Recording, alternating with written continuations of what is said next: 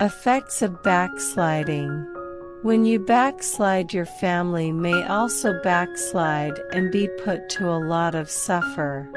When Abraham went inside to Egypt, Sarah got into trouble. She was taken to Pharaoh's palace. Pharaoh entreated Abraham well for her sake. Genesis 12 verses 15 and 16. Now Abraham is being honored by the world. It is crystal clear from this that the way to get the admiration and honor of this world is to deny Christ or compromise with the world. Some churches sometimes compromise with the world so that the church organization can get the help of the world's government.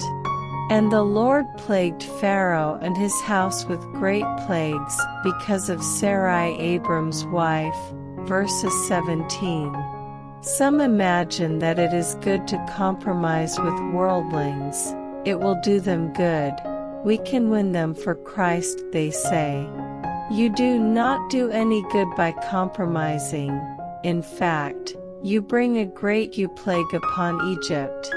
When God's people are not faithful, God has to plague the world or send trouble to the world in order to get them out. It was because of His mercy that God permitted some trouble in Egypt to drive God's people out, just as Jonah was thrown out of the ship because of the storm, for the plan of God concerning him to be fulfilled.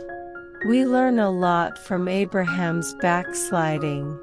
If we go to Egypt or backslide in our trials, both we and our dear ones will have more trials, and others will also suffer unnecessarily.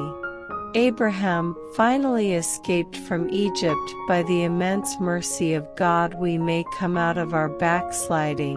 However, the effects of our backsliding can be eternal. It is said that Abraham got his Egyptian wife Hagar from Egypt. Through her was born Ishmael, who became a perpetual enemy of Israel. Besides, although Abraham escaped, his nephew, Lot, was not completely delivered from Egypt. Having tasted Egypt, he retained Egypt in his heart. Genesis 13 verse 10. While we may be able to come back from our backslidden state, those who are affected or influenced by us may not come back at all.